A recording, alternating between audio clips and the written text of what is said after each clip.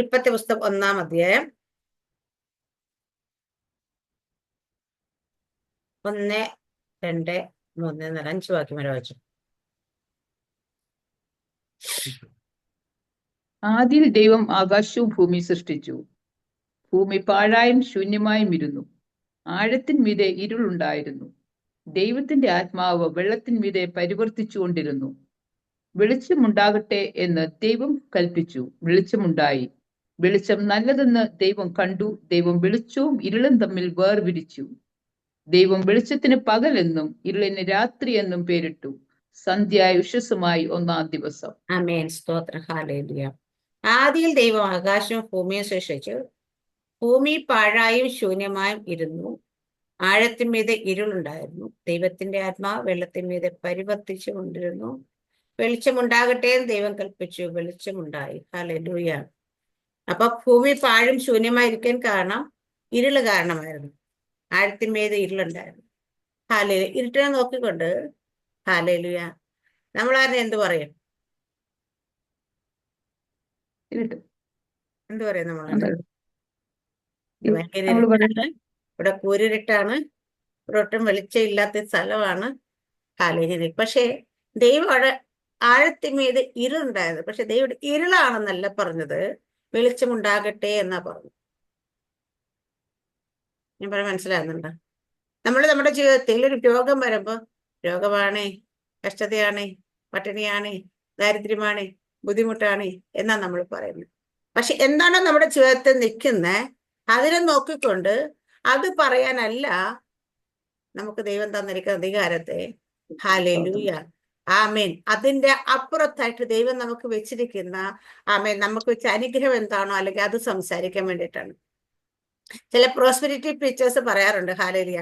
പലരും കളിയാക്കാറുണ്ട്. അവർ പറയും ആമേൻ നിങ്ങൾ എപ്പോഴും പറയണം നിങ്ങൾ വാലല്ല തലയാണെന്ന് പറയണം. നിങ്ങൾ ഹല്ലേലൂയ ദാരിദ്ര്യമല്ല, നിങ്ങൾ സമ്പന്ന, നിങ്ങൾ താഴ്ചയിൽ ഉയർച്ചയാണെന്ന് പറയണം.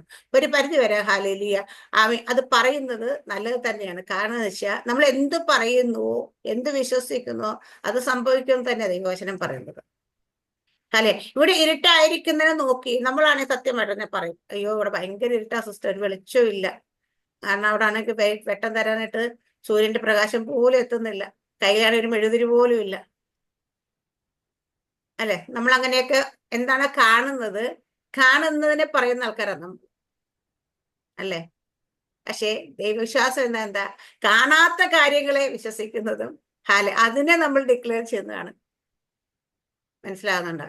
ഹല്ലേലൂയ. എന്ന് വെച്ചാൽ ദൈവം നമുക്ക് ഭൂമിയിൽ തന്നിരിക്കുന്ന അധികാരം പറയുവാൻ ഉള്ളതാണ്. പറയുമ്പോൾ സംഭവിക്കും. ഇവിടെ താഴോട്ട് വായിച്ച് നമ്മളൊക്കെ അറിയാം, അതതിന്റെ തരം മത്സ്യങ്ങൾ ഉണ്ടാകട്ടെ, ഭൂമിയിൽ അതുതരം വിത്തുകൾ മുളച്ചു വരട്ടെ, അല്ലെങ്കിൽ സസ്യങ്ങൾ മുളച്ചു വരട്ടെ എന്നൊക്കെ ദൈവം പറയുന്ന അതിനകത്ത് ഉൽപ്പത്തി പുസ്തകം 8-ാം അധ്യായത്തിന്റെ ആയിരിക്കും 20 ലാസ്റ്റ് വാക്യം ഒന്ന് വായിച്ച 8-ന്റെ.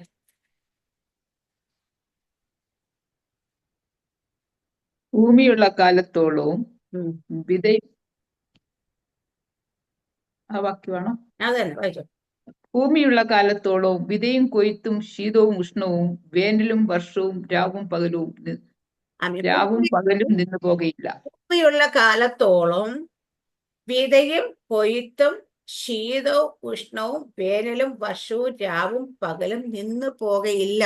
അപ്പൊ ഭൂമിയിൽ ദൈവം ഇതെല്ലാം വെച്ചിട്ടുണ്ട്. വിത വെച്ചിട്ടുണ്ട്, കൊയ്ത്ത് വെച്ചിട്ടുണ്ട്, ഉഷ്ണം വെച്ചിട്ടുണ്ട്, മഞ്ഞ് വെച്ച് എല്ലാം വെച്ചിട്ടുണ്ട്. പക്ഷെ ഇതെല്ലാം വെച്ചിട്ടുള്ളപ്പോഴും ഇതെല്ലാം ദൈവം ഇനി നിന്ന് പോകത്തില്ല. ഇതിവിടെ ഉണ്ടെന്ന് പറയുമ്പോ നമ്മൾ എന്താ ദൈവത്തോടെ തരണേ എന്ന് പറയുന്നത്? ഇപ്പൊ നമ്മൾ പ്രകൃതി ഇന്നിപ്പോ അങ്ങോട്ട് പ്രാർത്ഥിച്ചപ്പോഴും പറഞ്ഞു, കർത്താവെ ക്ലൈമറ്റിന്മേൽ വലിയ മാറ്റം വരുത്തണമേ എന്ന് പറഞ്ഞു. ദൈവം പറഞ്ഞേക്കുന്നത് എന്താ? ഹല്ലേലൂയ. വേനലും വർഷവും രാവും പല ശീതവും ഉഷ്ണവും നിന്നു പോകുകയില്ല. അപ്പൊ നിന്നു പോകത്തില്ലെങ്കിൽ ഇതിവിടെ ഉണ്ടെങ്കിൽ നമ്മൾ പറഞ്ഞാൽ നമുക്ക് ലഭിക്കുമെന്നല്ലേ, നമുക്കത് എടുക്കാവുന്നല്ലേ. താറാമസ്റ്റർ പറയാണ്, സിസ്റ്ററെ ഞാനൊന്ന് പുറത്തു പോവാണ്, വീട്ടിലോട്ട് വരുമ്പം ഞാനിവിടെ ഫ്രിഡ്ജുകാരൻ മേശപ്പുറത്ത് വേണ്ടുന്ന ഫുഡെല്ലാം ഉണ്ടാക്കി വെച്ചിട്ടുണ്ട്, അതുകൊണ്ട് അതിൽ നിന്ന് എടുത്ത് വേണം സിസ്റ്റർ വേണ്ടുന്ന എടുത്ത് കഴിക്കണേന്ന് പറഞ്ഞിട്ട് ഞാനവിടെ വന്ന് നിന്നിട്ട് വിശന്നട പട്ടി ഇരുന്നിട്ട് എന്താ പറയുന്നത്, സാറാമ്മ സിസ്റ്ററെ വന്നിട്ട് വല്ലതും തരണേ എന്ന് പറയുന്ന പോലെയല്ലേ. അല്ലേ? ദൈവം അത് നമുക്ക് എന്നോട് പറയുന്ന ആമേ ഹലെങ്കിൽ മാറ്റി കർത്താവെ ഇത് പറയും ശീതവും കൊയ്ത്തും നിന്ന് പോകുകയില്ല. ആമി ഇപ്പൊ നമ്മൾ ഇനി പറയേണ്ടുന്ന കാരണം എന്താ വെച്ചാ അല്ലെ കർത്താവെ അങ്ങനെ ചെയ്യണേ ഇങ്ങനെ ചെയ്യണേ കരഞ്ഞാൽ നടക്കത്തില്ല. ഇത് ദൈവം നമുക്ക് വേണ്ടി വെച്ചേക്കുന്ന ഭൂമി ഉള്ളിടത്തോളം കാലം എന്ന് പറഞ്ഞേക്കുന്ന എന്ന് വെച്ചാൽ 6 മാസം കഴിഞ്ഞ് നിന്ന് പോകുന്നല്ല. അല്ലെ അതാത് ഇന്ദ്രവരം വിത്തുകൾ ഇവിടെ ഉണ്ട്. ഹാലയില് സകലതും മുളച്ചു വരും. ഹാലയില് ആമേ സകലതും നമുക്ക് കൊയ്തെടുക്കാൻ സാധിക്കും. ഹാലയില് ഒരു വാക്യം കൂടെ എടുത്തു കഴിഞ്ഞാൽ അതിനെ കുറിച്ച് തെളിയിക്കുക. യശയ്യാ പ്രവാചകന്റെ പുസ്തകം 9-ാം അധ്യായത്തില് 6-ാം വാക്യം തുടങ്ങി 6-7 ഒന്ന് വായിച്ചേ. നമുക്കൊരു ശിശു ജനിച്ചിരിക്കുന്നു, നമുക്കൊരു മകൻ നൽകപ്പെട്ടിരിക്കുന്നു. ആധിപത്യം അവന്റെ തോളിലിരിക്കും.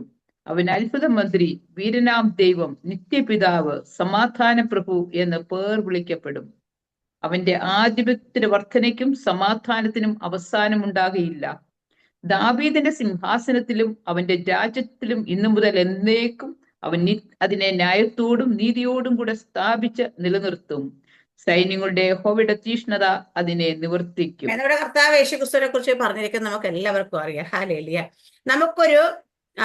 നമുക്കൊരു ശിശു ജനിച്ചെങ്കിൽ നമുക്കൊരു മകൻ നൽകപ്പെട്ട് ആധിപത്യം അവന്റെ തോളിൽ ഇരിക്കും. അപ്പൊ യേശു കർത്താവിനെ കുറിച്ച് യേശു കർത്താവിന്റെ കയ്യിൽ അധികാരത്തെ എല്ലാം കൊടുക്കുന്നതിനെ കുറിച്ച് ആധിപത്യം അവന്റെ തോളിൽ ഇരിക്കുന്നു. പക്ഷെ നമ്മുടെ ജീവിതത്തിൽ യേശുക്രിസ്തു നമ്മുടെ ഉള്ളിൽ ജനിച്ചു. കർത്താവ് യേശുക്രിസ്തു വിശ്വാസം നമ്മൾ ഉരുവായി നമ്മൾ കർത്താവ് യേശുക്രിസ്തു മഹത്വത്തെ പ്രത്യേകിച്ച് നമ്മളിൽ ക്രിസ്തു ഇരിക്കുകയും ചെയ്യുമ്പോൾ നമ്മുടെ ആധിപത്യം ആരുടെ തോളിലാണ് ഇരിക്കുന്നത്?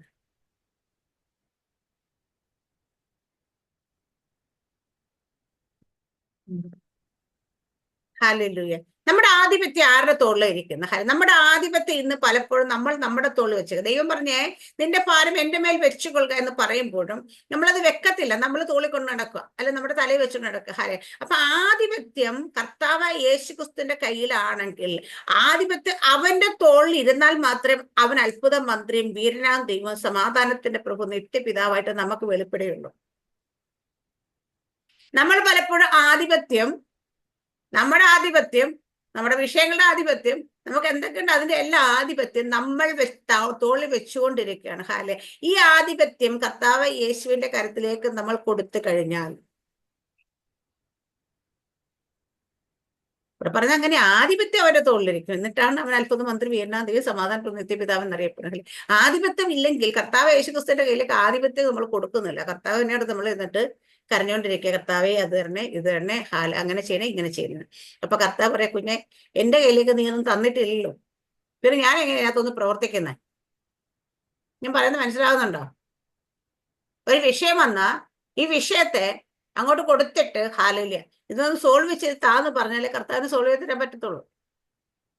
ഞാൻ എന്റെ കൈ വെച്ച് എന്റെ വിഷയം ഞാൻ മുറുക്കെ പിടിച്ചു, ഞാൻ വിട്ടു തരത്തില്ല, ഞാൻ ആർക്കും കൊടുക്കത്തില്ല, ആരുടെ കയ്യിലോട്ടും കൊടുക്കത്തില്ല, എന്റെ കയ്യിൽ തന്നെ വെച്ചേക്കത്തുള്ളൂ, ഞാനിതിവിടെ കൊണ്ട് മാറ്റത്തില്ല എന്ന് പറഞ്ഞിട്ട് പണ്ട് നമ്മൾ പറയുന്ന കാളവണ്ടിക്കകത്ത് കയറി അമ്മൂമ്മ തലയിൽ ചുമടും താഴെ വെക്കാൻ തയ്യാറായില്ല, വണ്ടിക്കകത്ത് കയറിട്ട് തലയിൽ വെച്ചുകൊണ്ടിരുന്ന പോലെയാണ് നമ്മുടെയൊക്കെ അവസ്ഥ.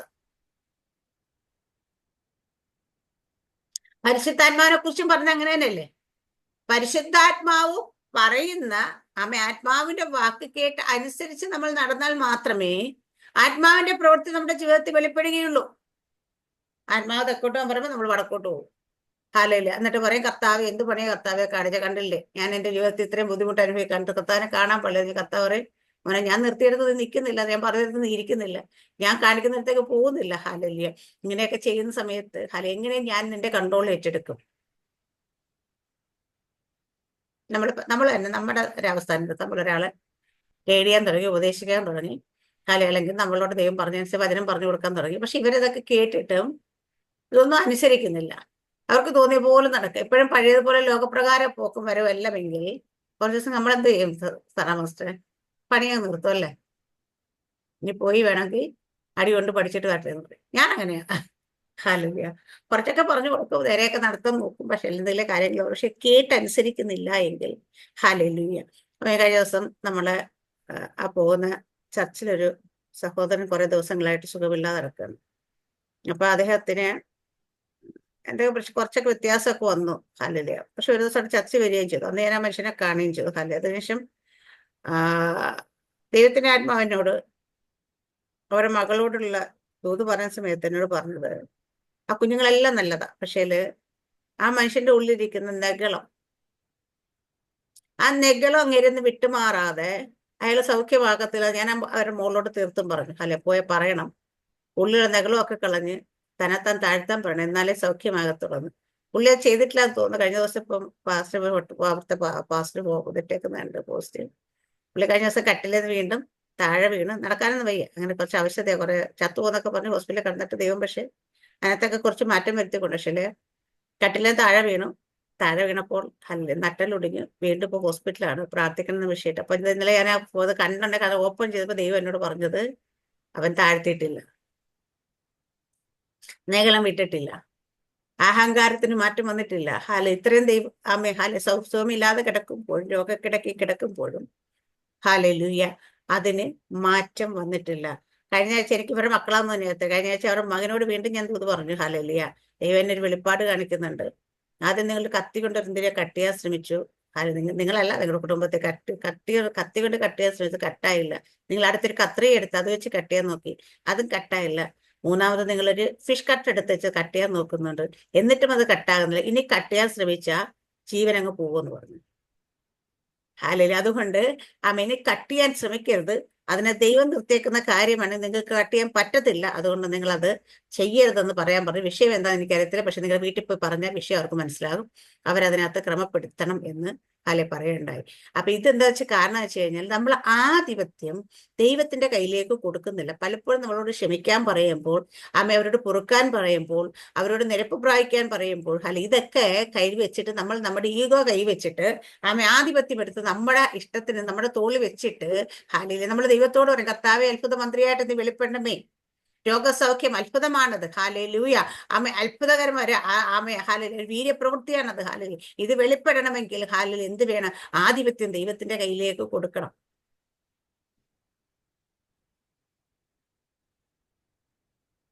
മനസ്സിലായോ? അതാണ് അവിടെ പറഞ്ഞേ.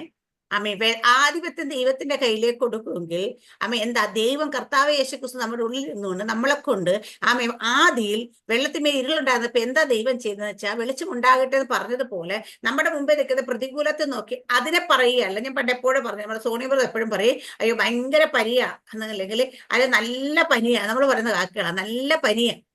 ഇങ്ങനെ പറയരുത്. കാരണം വെച്ചാൽ ഇത് പറയുമ്പോൾ തന്നെ നമ്മൾ പറയുന്നത് പനി നല്ലതാണ് എന്നാണ് നമ്മൾ പറയുന്നത്. അല്ലെങ്കിൽ ഭയങ്കര വലിയ, അല്ലെങ്കിൽ ആ പനിയുടെ ആഴം കൂടുതലാണെന്ന് അറിയാൻ വേണ്ടിയിട്ട് ആണ് പറയുന്നത്. ഇത് നമ്മൾ അത് തന്നെ പറയും നമ്മുടെ ശരീരത്തിൽ. അയ്യോ സിസ്റ്ററെ, എന്റെ ശരീരത്തിനൊക്കെ ഭയങ്കര വേദനയായിരിക്കും. വേദനയെ കാണുമ്പം നിന്നെ വേദനയാന്ന് പറയാനല്ല ദൈവം നിന്നെ ആക്കി വെച്ചേക്കുന്നത്, വേദനയോട് പുറത്തു പോകാൻ പറയാനാ. ഞാൻ ഇന്നലെ പറഞ്ഞു, എന്റെ ശരീരത്തിൽ ഷുഗർ ഞാൻ ടെസ്റ്റ് ചെയ്തെന്ന് നോക്കിയപ്പോൾ 105 കണ്ട്. ഹല്ലേലൂയ ആമേൻ. അപ്പൊ നമ്മൾ എന്താ പറയുന്നത്? ഷുഗറിനോട് അയ്യോ എനിക്ക് ഭയങ്കര ഷുഗർ, അല്ലെങ്കിൽ അയ്യോ എനിക്ക് ഷുഗർ വന്നു കഴിഞ്ഞപ്പോൾ എന്റെ കാര്യം എല്ലാം പോയി കഴിഞ്ഞാൽ, ഷുഗർ ആയി കഴിഞ്ഞ് പ്രഷർ ആകും, കൊളസ്ട്രോൾ വരും, ഇതൊക്കെ വന്നു കഴിഞ്ഞാൽ പിന്നെ അറ്റാക്ക് വരും. ഇതൊക്കെയാണ് ചിന്തിച്ച് സാധാരണ ആൾക്കാർ കൂട്ടുന്നത്. ഞാൻ പറയും, രക്തത്താൽ ശുദ്ധീകരിക്കപ്പെടും നമ്മുടെ രക്തം. ഇതിൽ എത്ര ഷുഗർ ഉണ്ടെന്ന് പറഞ്ഞാൽ, എന്ത് ഇംബാലൻസ് നമ്മുടെ ബ്ലഡ് വന്നാലും അത് ബാലൻസ് ചെയ്യാൻ പറ്റുന്ന ഒരു ബ്ലഡാണ് നമ്മളോട് ഒഴുകുന്നെങ്കിൽ, അത് ദൈവത്തിന്റെ യേശുക്രിസ്തു രക്തത്തിന്റെ ശക്തി നമ്മൾ വ്യാപരിക്കുന്നെങ്കിൽ അതിനെയൊക്കെ മാറ്റിക്കളയാനായിട്ട് പറ്റും. ഹല്ലേലൂയ. അപ്പൊ രോഗങ്ങൾ വരുമ്പോൾ രോഗത്തെ കണ്ട് അതിനെക്കുറിച്ച് കുറച്ച് വേസ്റ്റ് ആയിട്ട് കണ്ട് അതിനെ താലോലിച്ച് ഹല്ലേലൂയ അതിനെ വളർത്തി സങ്കല്പിച്ച് കൂട്ടുന്നവർ അല്ല നമ്മൾ ആകേണ്ടത്. നമ്മളിലൂടെ ക്രിസ്തുവിന്റെ വെളിപ്പാടിലൂടെ നമ്മൾ വരണം. ആധിപത്യം, എന്റെ ആധിപത്യം എന്റെ ദൈവത്തിന്, ഏത് വിഷയം വന്നാലും നമ്മൾ വരണം. നമ്മുടെ ആധിപത്യം ദൈവത്തിന്റെ കരത്തിലാണ്. കഴിഞ്ഞ ദിവസം മോക്ക് യൂണിവേഴ്സിറ്റി മെയിൽ വന്നത് മറ്റേ ഫീസ് അടയ്ക്കാത്തതിന്റെ കാര്യം. അപ്പോൾ മാർച്ച് 31 ഫീസ് അടച്ചില്ലെങ്കിൽ വിസ ക്യാൻസൽ ആയി പോകുന്ന പറഞ്ഞ മെയിലിൽ പറഞ്ഞു. ഞാൻ ശ്രദ്ധിച്ചേ ഇല്ല. ഇന്നലെ കഴിഞ്ഞ ദിവസം അവള് പറഞ്ഞപ്പോഴാണ് ഞാനത് ശ്രദ്ധിക്കുന്നത്. അപ്പൊ ഞാൻ എന്റെ മനസ്സിൽ ആദ്യം എനിക്കൊരു ടെൻഷൻ വന്നു. പെട്ടെന്ന് ഞാൻ പറഞ്ഞു, കർത്താവെ നീ അല്ലേ അവിടെ അയച്ചത്, നമുക്കൊരു യോഗ്യതയും ഇല്ലായിരുന്നു, കുഞ്ഞു UK പഠിക്കുമെന്നുള്ള വാക്തത്വം മാത്രമേ കൂടെ ഉണ്ടായിരുന്നുള്ളൂ. നമുക്ക് പറയാനായിട്ട് നമ്മുടെ ഈ സമ്പത്ത് ഉണ്ടായിരുന്നില്ല കാര്യങ്ങൾ. അപ്പം ദൈവമാണ് ആ വാതിൽ തുറന്നതെങ്കിൽ, ദൈവമാണ് അവളെ അയച്ചതെന്ന് എനിക്ക് നല്ല ഉറപ്പുണ്ട്. ദൈവമാണ് അയച്ചതെങ്കിൽ അവളുടെ വിസ ക്യാൻസലായി പോകാൻ അവിടുന്ന് മടങ്ങി വരിക ദൈവം അനുവദിക്കത്തില്ല. കാരണം അതിന്റെ പൂർണ്ണ ഉത്തരവാദിത്വം ദൈവത്തിലാണ്. ആധിപത്യം അവന്റെ തോളിലാണ്. ഹാലേലൂയ. ആ വിഷയത്തിന്മേൽ ഹാലേലൂയ, ആ വിഷയത്തെ ഏറ്റെടുത്തിരിക്കുന്നവൻ ഒരു സാധാരണക്കാരൻ ഈ ലോകത്തിലൊരു മനുഷ്യനല്ല. ഹാലേലൂയ. അല്ലെങ്കിൽ ഒരു രാജ്യത്തിന്റെ ഭരണാധികാരിയല്ല. ഹാലേലൂയ. എന്റെ സർവശക്തനായ ദൈവമാണ് അത് ഏറ്റെടുത്തതെങ്കിൽ ആ വിഷയം ഒരിക്കലും പരാജയപ്പെട്ടു പോകത്തില്ലെന്ന് എനിക്ക് നല്ല ഉറപ്പുണ്ട്. ഞാനത് എന്റെ മനസ്സിൽ നിന്ന് പറഞ്ഞു, കർത്താവെ, അങ്ങല്ലേ ആധിപത്യം ഏറ്റെടുത്തത്, അല്ല അങ്ങല്ലേ അതിന്റെ ഹാലേലൂയ അയച്ചതെങ്കിൽ, അങ്ങാണ് ആ വാതിൽ തുറന്നെങ്കിൽ, ഒരിക്കലും അടയ്ക്കാൻ കഴിയാത്തോണം ദൂതനെ അവിടെ നിർത്തിയിട്ടുണ്ടെങ്കിൽ തക്ക സമയത്ത് അവൾക്ക് വേണ്ടി ദൈവം പ്രവർത്തിക്കുക തന്നെ ചെയ്യും. ഹല്ലേലൂയ. അതുകൊണ്ട് അതിനെ ഓർത്ത് പറയാം. അപ്പൊ ഇതാണ് ഞാൻ പറയുന്നത്, നമ്മുടെ ഓരോ വിഷയങ്ങൾ മേലും നമ്മളായിട്ട് പലതും സോൾവ് ചെയ്യാൻ ശ്രമിക്കും. ഞാൻ പറയുന്ന പലപ്പോഴും നമ്മൾ കണ്ടിട്ടുള്ള കാര്യം, സിസ്റ്റേ നിനക്ക് ദൈവം ഒരു കാറ് തരാൻ പോകുന്നു, ഓ സ്തോത്രം സ്തോത്രം സ്തോത്രം, പിന്നെ പിറ്റേ ദിവസം കാർ എങ്ങനെ മേടിക്കാന്നാ ചിന്തിക്കുന്നത്. ഏത് ബാങ്കിൽ നിന്ന് ലോൺ എടുക്കാം, ആരോട് കടം മേടിക്കാം, അതെങ്ങനെ ഒരു എന്താ വെച്ചാ ദൈവം പറഞ്ഞ വാഗ്ദത്തത്തെ കേട്ടുകൊണ്ട് ദൈവത്തെ സഹായിക്കാൻ ഇറങ്ങി പുറപ്പെടുന്ന മനുഷ്യരെ നമ്മൾ കാണും. ദൈവത്തിന് നിന്റെ ഒന്നും സഹായം ആവശ്യമില്ലെന്നേ. കാരണം ദൈവം ഒരു കാര്യം പറഞ്ഞാൽ അത് ചെയ്തു തരാനായിട്ട് ദൈവത്തിന് കഴിയും. പക്ഷെ എന്താ വേണ്ടത്? നമ്മൾ ദൈവത്തിന്റെ സമയത്തിന് വേണ്ടി കാത്തിരിക്കുന്നതാണ്.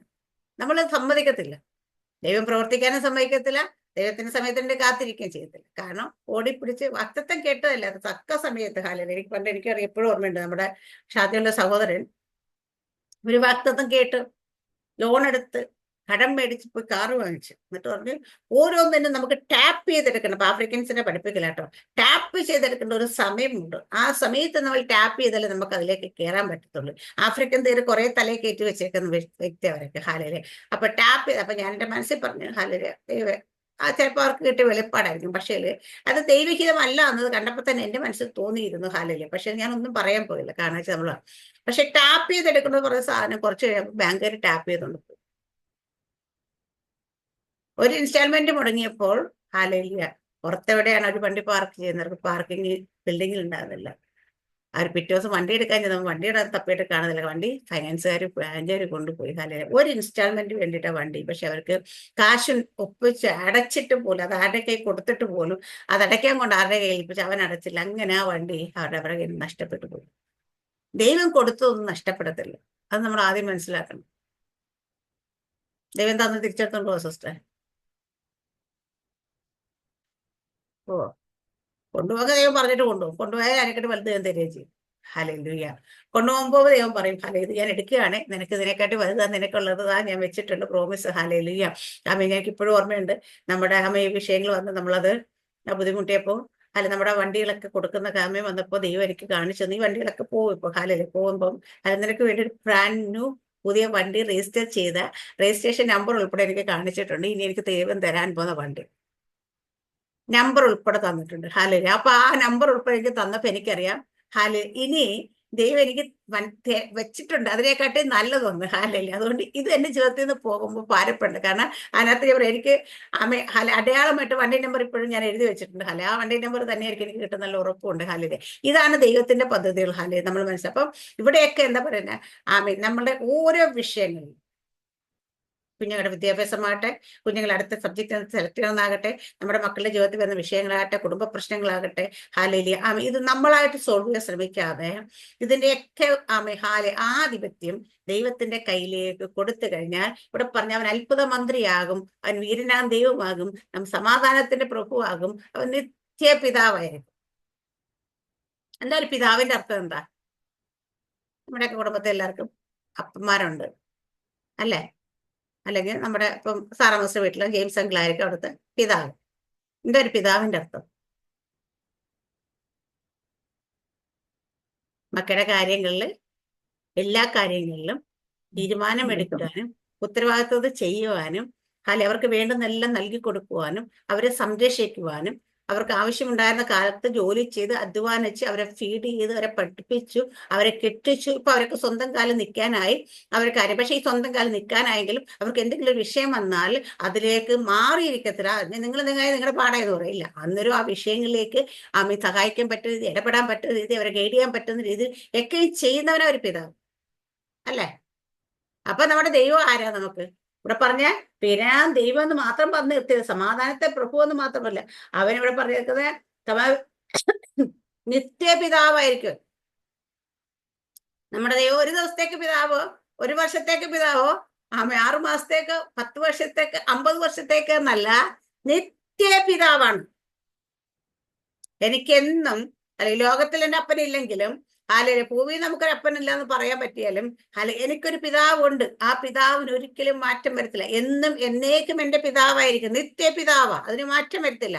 ഞാനിപ്പോ അല്പം തെറ്റ് ചെയ്ത്, കുറ്റം ചെയ്ത്, പാപം ചെയ്ത്, അല്ലെങ്കിൽ ഞാൻ പിന്മാറിപ്പോയെന്ന് പറഞ്ഞാൽ എൻ്റെ അപ്പനും മകളും എന്നുള്ള ബന്ധത്തിന് മാറ്റം വരുന്നില്ല. അതെന്റെ അപ്പൻ തന്നെയാണ്, നിത്യ പിതാവാണ്. ഹല്ലേലൂയ. അപ്പൊ ഈ നിത്യ പിതാവ് നമ്മുടെ വിഷയങ്ങളിലേക്ക് എൻ്റർ ചെയ്യുന്നത്, നമ്മുടെ വിഷയങ്ങൾ ഏറ്റെടുക്കുന്നത്, അല്ലെ നമ്മുടെ കാര്യങ്ങൾ കൈകാര്യം ചെയ്യണമെങ്കിൽ ബന്ധോടെ കിടക്കുന്ന നിത്യപിതാവ് എന്നുള്ള. പക്ഷേ എന്റെ വിഷയങ്ങൾ ദൈവം ഹല്ലേലൂയ ദൈവത്തിന്റെ വിഷയമായിട്ട് ഏറ്റെടുത്ത് കാര്യങ്ങൾ ചെയ്യണമെങ്കിൽ ആധിപത്യം എന്റെ ദൈവത്തിന്റെ കയ്യിലേക്ക് ഞാൻ കൊടുക്കണം. ആരുടെ ആധിപത്യം? എന്റെ ആധിപത്യം, എന്റെ ജീവിതത്തിന്റെ ആധിപത്യം. ഹല്ലേലൂയ. അപ്പൊ ആധിപത്യം അവന്റെ തോളിൽ ഇരിക്കും എന്ന് പറയുമ്പോൾ ഹല്ലേലൂയ ദൈവത്തിന്റെ സകല പരമ അധികാരത്തെ തന്നെയാണ് കാണിക്കുന്നത്. പക്ഷെ ആ പരമ അധികാരത്തെ ഞാനിപ്പം നമ്മുടെ ജീവിതത്തിലേക്ക് എടുക്കുമ്പോൾ നമ്മുടെ ആധിപത്യം ദൈവത്തിന്റെ കയ്യിലേക്ക് കൊടുക്കുന്നതിനെ കുറിച്ചാണ് സംസാരിക്കുന്നത്. പുതിയ ദൈവത്തെ അത് തന്നെയല്ലേ പറഞ്ഞേ? യേശുക്കത്ത എന്താ പറഞ്ഞേ? ഒരു കാര്യസ്ഥൻ നിങ്ങളുടെ കൂടെ വരും. ആ കാര്യസ്ഥൻ എന്താ? സകല സത്യത്തെ, അതിന് സത്യത്തിന്റെ ആത്മാവെന്ന് വിളിക്കുന്ന കാര്യം എന്താ? സകല സത്യത്തിൽ അവൻ നിങ്ങളെ വഴി നടത്തും. പരിശുദ്ധാത്മാവ് നടത്തുന്നവർ സത്യത്തെ തന്നെ നടക്കത്തുള്ളൂ, വചനത്തിലേ നടക്കത്തുള്ളൂ. വചനം വിട്ടു പോകാൻ പരിശുദ്ധാത്മാവ് സമ്മതിക്കത്തില്ല. പക്ഷെ പലപ്പോഴും നമ്മള് പരിശുദ്ധാത്മാവ് നടത്തുന്നത് തിരിച്ചറിയാത്തതിന്റെ കാര്യം പരിശുദ്ധാത്മാവ് പറഞ്ഞ് നമ്മൾ കേൾക്കാത്തതുകൊണ്ടാ. അത് ചിലത് കേട്ടിട്ട് കേൾക്കാത്ത പോലെ പോകുന്നതുകൊണ്ടാ, അനുസരിക്കാത്തത് കൊണ്ടാ. ഞാൻ പറയാറില്ല, ഞാനൊരു യൂട്യൂബ് എടുത്ത് വെച്ചു, ഒരല്പസമയം കുറച്ചു നേരം അതിനകത്ത് ഇരുന്നാൽ തന്നെ പരിശുദ്ധാത്മാവ് സംസാരിക്കാൻ തുടങ്ങിയിട്ടുണ്ട് അപ്പൊ തന്നെ. കാരണം അപ്പൊ ചിലപ്പോഴൊക്കെ നമ്മൾ അപ്പൊ തന്നെ മാറ്റി വെക്കും. ചിലപ്പോഴൊക്കെ ഇതുവരെ കണ്ടു നല്ല കോമഡി ഇതുവരെ കാണട്ടെ വിചാരിച്ചിരിക്കും. അപ്പൊ ഇവിടെ എന്താന്ന് വെച്ച് കഴിഞ്ഞാൽ പരിശുദ്ധാത്മാവ് സംസാരിച്ചുകൊണ്ടേ ഇരിക്കുന്നുണ്ട്. പക്ഷേ നമ്മൾ ചിലപ്പോ കേട്ടനുസരിക്കും, ചിലപ്പോ കേട്ടിട്ട് അനുസരിക്കാതിരിക്കും. ഇത് നമ്മുടെ ഇതാണ്. ഹല്ലേലൂയ. അപ്പൊ അവിടെ പരിശുദ്ധൻ പറയാനിട്ടല്ല, ഞാൻ പലപ്പോഴും ശ്രദ്ധിക്കാണ്. ഞാൻ എന്തെങ്കിലും അങ്ങനെ കാണുക, എന്റെ അകത്ത് മനുഷ്യൻ അന്യഭാഷ സംസാരിക്കും, ഇത് ഞാൻ കേൾക്കും, ഇത് ഞാൻ കേൾക്കും. ഒരേ സമയത്ത് കുറച്ച് ഇത് അകത്ത മനുഷ്യൻ ഇച്ചിരി കൂടുതൽ ശക്തിയോട് പ്രാർത്ഥിക്കുന്ന കേൾക്കുമ്പോൾ നമ്മൾ പയ്യെ ക്ലോസ് ചെയ്ത് വെക്കും. ഹല്ലേലൂയ. കാരണം എന്ന് വെച്ചാൽ നമ്മുടെ അകത്തെ മനുഷ്യൻ ഉണർന്നിരിക്കുക. നമ്മുടെ പുറത്തെ മനുഷ്യൻ സിനിമ കാണുന്ന, അല്ലെങ്കിൽ TV കാണുന്ന, അല്ലെങ്കിൽ കാർട്ടൂൺ കാണുന്ന, അല്ലെങ്കിൽ പാചകം കാണുന്ന, എന്ത് കാണുന്നു എന്ന് വിചാരിച്ചിട്ട് അകത്തെ മനുഷ്യൻ മിണ്ടാതിരിക്കുക. അകത്തെ മനുഷ്യൻ അത് കണ്ടോണ്ടിരിക്കുന്ന അതിനകത്തെല്ലാം മുഴുവൻ നമ്മൾ പുറത്തെ എന്തൊക്കെ കാര്യമാണ്, നമ്മളൊരു കാര്യം കണ്ട അതിനകത്തേക്ക് നമ്മുടെ കോൺസെൻട്രേഷൻ പോവല്ലേ. പക്ഷേ അകത്ത മനുഷ്യന്റെ കോൺസെൻട്രേഷൻ തെറ്റിക്കാൻ നിങ്ങൾക്ക് അറിയാൻ പറ്റില്ല. അകത്ത മനുഷ്യന്റെ കോൺസെൻട്രേഷൻ അവിടെ മാത്രമായിരിക്കും. ഹല്ലേലൂയ. അതിങ്ങനെ സംസാരിച്ചുകൊണ്ടേയിരിക്കും, അതിങ്ങനെ പ്രാർത്ഥിച്ചുകൊണ്ടേയിരിക്കും. ഹല്ലേലൂയ. അപ്പൊ ഇത് കേൾക്കാൻ നമ്മുടെ ഉള്ളിൽ അയ്യോ ദൈവമേ, അകത്ത മനുഷ്യൻ അന്യഭാഷ പ്രാർത്ഥിച്ചു ദൈവത്തോട് സംസാരിച്ചെടുക്കുക, ഞാനപ്പോ ദൈവത്തോടുള്ള സംസാരിക്കും, ഞാൻ ഇതിനോടാണല്ലോ സംസാരിക്കാൻ തോന്നുന്നപ്പോ ആ ബോധം നമ്മളോട് പെട്ടെന്ന് ഇങ്ങനെ വരുമ്പോൾ നമ്മളൊക്കെ മാറ്റി വെക്കാനും. ഇങ്ങനെയാണ് നമ്മൾ അപ്പൊ എന്ന് വെച്ചാൽ ആധിപത്യം ദൈവത്തിന് ആത്മാവിന് കൊടുക്കുമ്പോൾ ആധിപത്യം നമ്മുടെ മേലുള്ള ഭരണം ദൈവത്തിന്റെ കയ്യിലേക്ക് കൊടുക്കും. ഞാൻ എപ്പോഴും പറയാറുണ്ട്, കർത്താവേ എന്ന് നമ്മൾ വിളിക്കുന്ന വാക്കിന്റെ അർത്ഥം എന്റെ കർത്തൃത്വം ഇനി മുതൽ എനിക്കല്ല നിനക്കത്രേ എന്ന് പറയുന്നത്. ഹല്ലേലൂയ. ആ കർത്തൃത്വം കർത്താവ് എനിക്കല്ല നിനക്കാണെന്ന് പറഞ്ഞിട്ട് വീണ്ടും നമ്മൾ കർത്തൃത്വം ഏറ്റെടുത്ത് നമ്മുടെ ജീവിതത്തിൽ നടക്കുമ്പോഴാണ് നമ്മുടെ ജീവിതത്തിൽ പല വിഷയങ്ങൾക്കും നമ്മൾ മറുപടി അന്വേഷിച്ച് പല ആൾക്കാരിലേക്ക് ആശ്രയിക്കേണ്ടി വരുന്നത്. ഹല്ലേലൂയ. എന്റെ കർത്താവ് തന്നെയാണ് എന്റെ ആശ്രയം. നീ അല്ലാതെ എനിക്ക് മറ്റൊരു ആശ്രയം ഇല്ല എന്ന് വിചാരിച്ച്. ഹല്ലേലൂയ. ഞാൻ എപ്പോഴും പറയാറുണ്ട്, ചിന്തിക്കാറുള്ള കാര്യം ഞാൻ പലപ്പോഴും പറഞ്ഞിട്ടുണ്ട്. പത്രോസിന് മുക്കുവനായിരുന്നു. പത്രോസിന് കടലിന്റെ ആഴങ്ങൾ അറിയായിരുന്നു, പത്രോസ് നീന്താൻ അറിയായിരുന്നു, പത്രോസ് മുങ്ങാൻ അറിയായിരുന്നു. പത്രോസ് കടലിന്റെ എല്ലാ ശാസ്ത്രവും പഠിച്ച് വർഷങ്ങളായിട്ട് കടലിൽ അധ്വാനിക്കുന്ന മനുഷ്യനായിരുന്നു. പക്ഷെ എങ്കിലും യേശു കർത്താവ് പറഞ്ഞോട് ചോദിച്ചു, കർത്താവെ നീയാണ് വരുന്നതെങ്കിൽ ഞാനും വരട്ടെ എന്ന് ചോദിച്ചു. കർത്താവ് നീ പോരാൻ പറഞ്ഞു. കടലിലേക്ക് ഇറങ്ങി സ്റ്റെപ്പ് ഒക്കെ മുൻപോട്ട് പോയി. കുറച്ചു ദൂരം നടന്ന് അതിനുശേഷം പെട്ടെന്ന് പ്രതികൂലം കണ്ടിട്ടൊന്ന് ഭയന്ന് കടലിലേക്ക് മുങ്ങിപ്പോകും. അവിടുന്ന് കർത്താവെ അവിടെ പത്രോസിന്റെ കഴിവും എടുക്കും നടടുത്ത് മുങ്ങിയ നീന്തി പൊങ്ങിയെന്നല്ല, അവിടെ കിടന്ന് നിലവിളിച്ച് കർത്താവ് തന്നെ എന്നെ ഇതിൽ നിന്ന് ഇടിപ്പ്, കർത്താവ് നീ പറഞ്ഞിട്ട് ഞാൻ ഇറങ്ങി വന്നതാണ്, ഞാൻ പ്രതികൂലമൊക്കെ കണ്ടു കാണും, ഞാൻ ഭയപ്പെട്ട് കാണും, അതുകൊണ്ട് തന്നെ ഞാനത് മുങ്ങിയത്. പക്ഷേ വിളിച്ചിറക്കിയ നീ ആണെങ്കിൽ നീ തന്നെ എന്നെ എഴുന്നേൽപ്പിക്കണം. ഞാൻ പറഞ്ഞ മനസ്സിലാകുന്നുണ്ടോ? നമ്മൾ കർത്താവിന്റെ വിളി കേട്ട് ഇറങ്ങിയവരാ.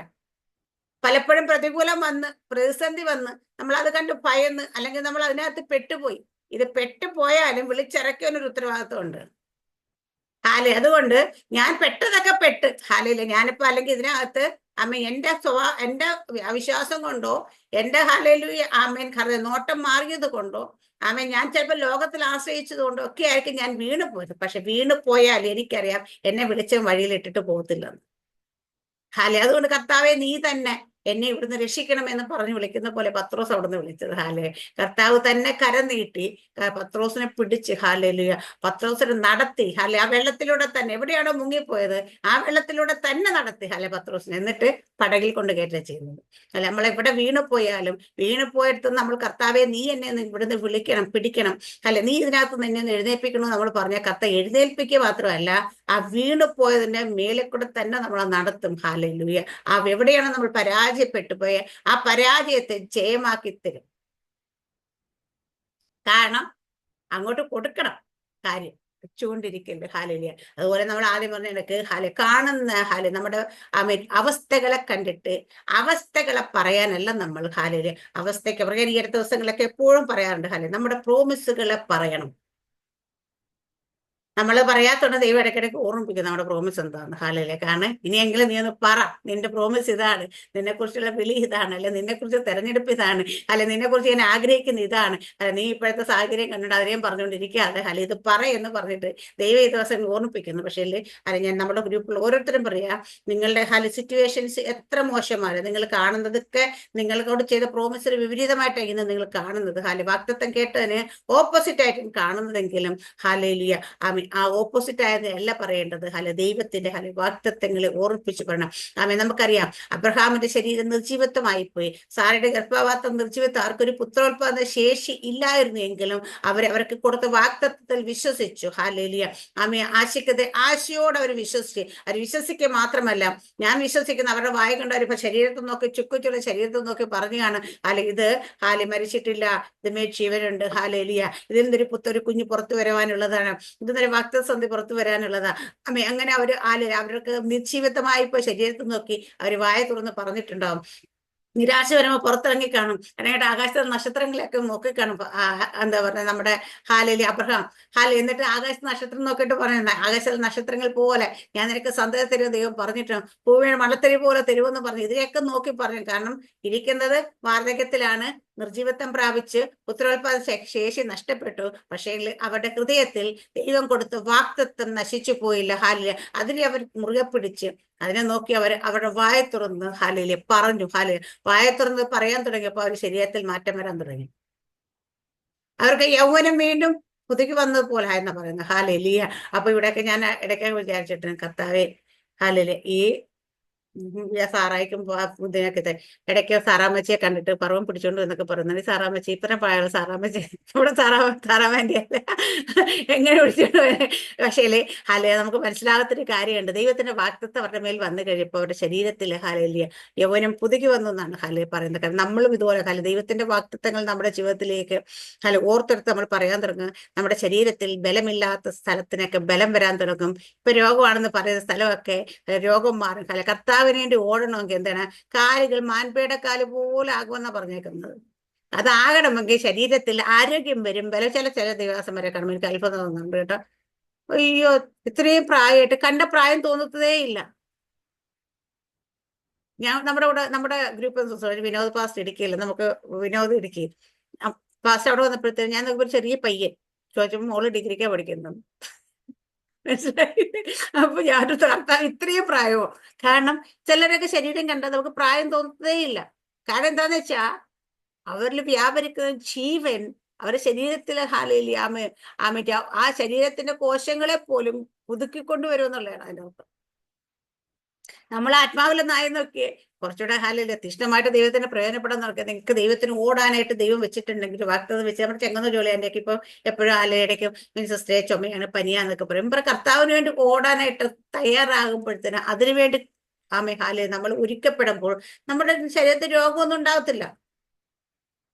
കാരണം രോഗത്തെ എല്ലാത്തിനും മോചനം എന്നല്ല ഞാൻ പറയും, പക്ഷെ ഓടാൻ കൃപ ദൈവം തരും, ശരീരത്തിന് ബലം ദൈവം തരും, ആരോഗ്യം ദൈവം തരും. നമ്മൾ ഓടാൻ തയ്യാറായാൽ മതി. ഹാലേലിയ. പണ്ടൊക്കെ നമുക്ക് വരുന്ന രോഗങ്ങൾ, ഹാലേലിയ, ആകുമ്പോൾ നമ്മൾ ഹോസ്പിറ്റലിൽ പോകണം, മരുന്ന് വാങ്ങിക്കുകയൊക്കെ ചെയ്യുന്ന സ്ഥാനത്ത് ഇന്ന് എന്ത് രോഗങ്ങൾ വന്നാലും ആ സ്ഥാനത്തൊക്കെ, ഹാലേലിയ, നമ്മൾ ദൈവത്തിന്റെ വചനം വിശ്വസിക്കുന്ന സമയത്ത്, അത് നമ്മുടെ വായ കൊണ്ട് ഡിക്ലെയർ ചെയ്യുന്നത്, ഈ രോഗം മാറി നമുക്ക് ജീവൻ വ്യാപരിക്കും നമുക്ക് കാണാൻ പറ്റും. ഇവിടെയൊക്കെ നമ്മൾ ഇന്ന് കേട്ട വചനത്തിനകത്ത് എല്ലായിടവും പറഞ്ഞേക്കുന്ന ദൈവം നമുക്ക് വേണ്ടിയിട്ട് തന്ന കാര്യങ്ങൾ നമ്മൾ ഉപയോഗിക്കുക. നമ്മളുടെ ആധിപത്യം എല്ലാ കാര്യത്തിലും, ഹാലേലിയ, സകല കാര്യത്തിലും നമ്മൾ സ്വന്തമായിട്ട് കാര്യങ്ങൾ, ഹാലേലിയ, കൺട്രോൾ ചെയ്യാതെ ആധിപത്യം അവന്റെ കൈ കൊടുത്തിട്ട് അവന്റെ ആത്മാവ് നമ്മൾ ഇരുന്നു കൊണ്ട് നമ്മളോട് ആത്മാവ് എന്ത് പറയുന്നുവോ അത് നമ്മൾ പറയുക, അത് നമ്മൾ അനുസരിക്കുക, അത് കേട്ട് ഹാലേലിയ മുൻപോട്ട് പോവുക. അപ്പൊ ആ നടത്തിപ്പ് പൂർണ്ണമായും ദൈവത്തിന്റെ കയ്യിലേക്ക് കൊടുക്കുക എന്നുള്ളതാണ് ഹാലേലിയ വചനം. അപ്പൊ ഈ നടത്തിപ്പ് ദൈവത്തിന്റെ കയ്യിലാണെങ്കിൽ ആദ്യം വെള്ളത്തിന്മീതെ ഇരുളുണ്ടായിരുന്ന സമയത്ത്, ഹാലേലിയ, ആഴത്തിൽ ഇരുൾ കിടക്കുമ്പോൾ ഇരുൾ നോക്കി ഇവിടെ മൊത്തം ഇരുട്ടാണല്ലോ, ഇവിടെ മൊത്തം, ഹാലേലിയ, ഒരു രക്ഷയില്ലല്ലോ എന്ന് പറയത്തില്ല. ഇരുട്ടിൽ നോക്കിയിട്ട് നമ്മൾ പറയാൻ തുടങ്ങും, എന്താ, വെളിച്ചമുണ്ടാകട്ടെ. ഹാലേലിയ. ഇരുട്ടിരിക്കുന്ന രോഗത്തെ നോക്കിയിട്ട് നമ്മൾ സൗഖ്യമാകട്ടെ. ദാരിദ്ര്യം നോക്കിയിട്ട് നമ്മൾ പറയും, ഹാലേലിയ, ഈ ദാരിദ്ര്യത്തിന്റെ ദുരാത്മാശ അല്ലെങ്കിൽ നമുക്ക് സമ്പത്ത് ഉണ്ടാകട്ടെ. ഹാലേലിയ. ദൈവം നമുക്ക് സമ്പത്ത്, നമുക്ക് സകല വിധ അനുഗ്രഹങ്ങളും ദൈവം നമുക്ക് അനുഗ്രഹിച്ചിട്ടുണ്ടെങ്കിൽ അനുഗ്രഹമാകട്ടെ. ഇവര് ശാപമല്ല, ഇവര് അനുഗ്രഹമാകട്ടെ.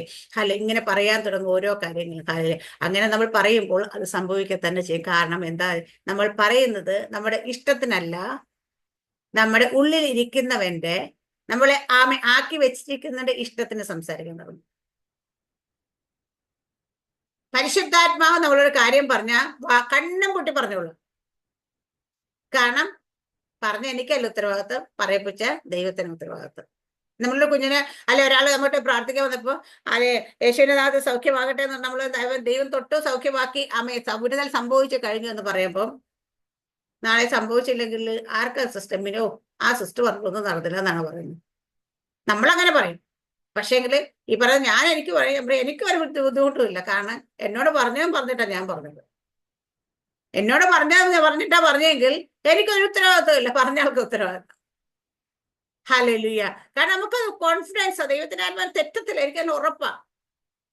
ഒരു വിഷയം ദൈവം തൊട്ടാൽ നമുക്കറിയാം ദൈവം തൊട്ടു എന്നറിയാം. തൊട്ട് കഴിഞ്ഞാൽ ദൈവം തൊട്ടിട്ട് വെറുതെ പോകത്തില്ലെന്ന് എനിക്കറിയാം. യേശു തൊട്ടവരും യേശുവിനെ തൊട്ടവരും എല്ലാവരും സൗഖ്യമാത് എഴുതിയിരിക്കുന്നെങ്കിൽ, യേശു ഒരാളെ തൊട്ടാൽ അത് വിടുതല. കുഷ്ഠരോഗിയോട് ശുദ്ധമാകുക എന്ന് പറഞ്ഞു, യേശു തൊട്ട് ശുദ്ധമാകുക എന്ന് പറയുമ്പോ ശുദ്ധമായി. കാരണം എന്താ, യേശു തൊട്ടാൽ ശുദ്ധമാകും. അപ്പൊ അതുകൊണ്ട് കർത്താവ് തൊട്ടെന്ന് നമുക്ക് ഉറപ്പുണ്ടെങ്കിൽ നമ്മൾ ഉറപ്പോടെ പറയാം, ദൈവം തൊട്ടിട്ടുണ്ട്, വിഷയത്തിന് വിടുതലായിട്ടെന്ന് പറയാം. കാരണം അതായിട്ടില്ലെങ്കിൽ കർത്താവ് നോക്കിക്കൊള്ളാം. അത് ഹാലില്ല, എന്റെ ഉത്തരവാദിത്വം അല്ല എന്ന് എനിക്കറിയാം. അതുകൊണ്ട് കർത്താവ് പറയാത്ത കാര്യം പറഞ്ഞിട്ട് നാളെ ദൈവത്തിന്റെ തലയിലേക്ക് വെക്കരുത്. ദൈവം പറഞ്ഞ കാര്യങ്ങൾ മാത്രമേ പറയാൻ പാടുള്ളൂ മാത്രമല്ല, അതിനകത്ത് ദൈവം പറഞ്ഞതാണെങ്കിൽ 100% ദൈവം നിവർത്തിക്കും. നമ്മുടെ എല്ലാവരുടെയും ഹാലില്ല സകല കാര്യങ്ങളുടെയും റെസ്പോൺസിബിലിറ്റി ഒന്ന് ദൈവത്തിന് കൊടുക്കുക. ചെറുതാകട്ടെ വലുതാകട്ടെ. തലവേദന വരുമ്പോൾ പ്രാർത്ഥന മാറുമെങ്കിൽ, ക്യാൻസർ വന്നാലും പ്രാർത്ഥന മാറും, മരണകരമായ രോഗം വന്നാലും പ്രാർത്ഥന മാറും, ദൈവത്തോട് പറഞ്ഞു മാറും. അതുകൊണ്ട് നമ്മുടെയൊക്കെ കാര്യങ്ങൾ ആധിപത്യം അവന്റെ തോളിലാണ്. അത് മറന്നു പോകില്ല. നമ്മൾ ആരും എടുത്ത് തോളി വെച്ചോണ്ട് നടക്കാൻ ശ്രമിക്കില്ല. ആധിപത്യം കർത്താവിന്റെ കരുത്തിൽ തന്നെയാണ്. ആധിപത്യം കർത്താവിന്റെ കരുത്തിൽ തന്നെ ആയിരിക്കുമ്പോൾ മാത്രമാണ് കർത്താവ് അത്ഭുത മന്ത്രി, വീരനാ ദൈവം, സമാധാന പ്രഭു, നിത്യപിതാവായിട്ട് നമ്മുടെ ജീവിതത്തിൽ വെളിപ്പെടും. അതിന് ഒരു മാറ്റവുമില്ല. ഓരോ ദിവസം നമ്മൾ അത്ഭുതം കാണുന്നവരായി മാറുന്നുണ്ട്. പലപ്പോഴും നമുക്ക് നമ്മുടെ ജീവിതത്തിൽ ദൈവം പ്രവർത്തിച്ച അത്ഭുതങ്ങൾ ഈ ദിവസങ്ങളിൽ ഹാലേലിയ. ഈ വചനത്തെ എല്ലാവരും അനുഗ്രഹിക്കുമ്പോൾ ഈ ദിവസങ്ങളിൽ നമ്മൾ അതിനെ പ്രാക്ടീസ് ചെയ്യുക. നമുക്ക് എല്ലാവർക്കും തിയറി അറിയാം, പക്ഷെ പ്രാക്ടിക്കൽ ലൈഫിലേക്ക് നമ്മൾ പ്രാക്ടീസ് ചെയ്യുന്നില്ല. തിയറി മാത്രം പോരാ, പ്രാക്ടിക്കലും കൂടെ വേണം. അതുകൊണ്ട് കുഞ്ഞുങ്ങൾക്ക് എക്സാം നടത്തുമ്പോൾ എല്ലാവരും തിയറി മാത്രമല്ല പ്രാക്ടിക്കലും നടത്തുന്നതിന്റെ കാര്യം. കാരണം ഇത് രണ്ടും കൂടെ ചേരുമ്പോഴേ റിസൾട്ട് ശരിയാകത്തുള്ളൂ. അതുകൊണ്ട് നമ്മുടെ ജീവിതത്തിൽ തിയറി ഉണ്ട്, പ്രാക്ടിക്കലും കൂടെ നമ്മൾ ഈ ദിവസങ്ങളിൽ പ്രാക്ടീസ് ചെയ്യുക. ദൈവം എല്ലാവരും അനുഗ്രഹിക്കട്ടെ. ആമേൻ. സ്തോത്രം. God bless you.